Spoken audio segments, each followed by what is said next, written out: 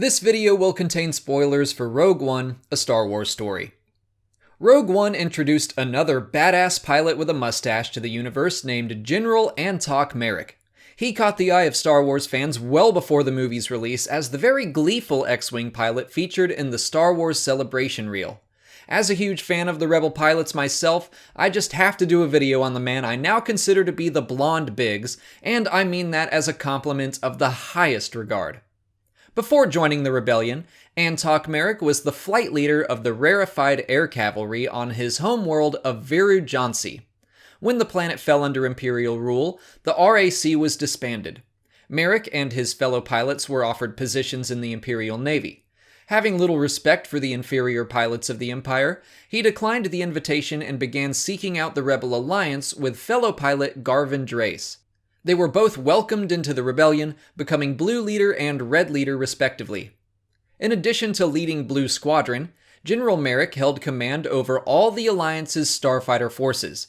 He was an experienced U-Wing pilot himself, and was protective of the pilots that flew the troop transports into battle. He understood the extra responsibility they held as they carried reinforcements to war.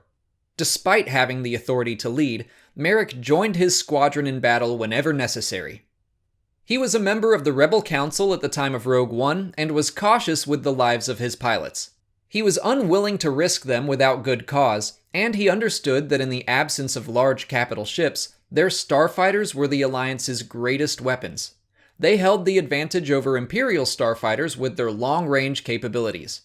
They could strike quickly and hit hard from a distance and then escape back into hyperspace, a tactic used in the attack on Edu. General Merrick led Blue, Red, and Gold squadrons in the Battle of Scarif. He led the charge through the Shield Gate to provide reinforcements and air support to Jyn Erso and her team on the ground.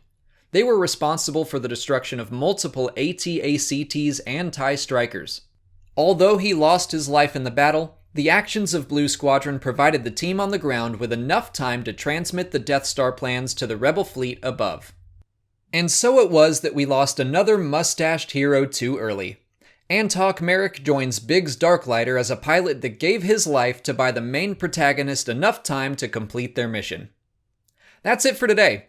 If you haven't already, please like this video, subscribe to the channel to see new Star Wars videos every day, follow me on Twitter, Instagram, and Facebook, and consider checking out my Patreon page.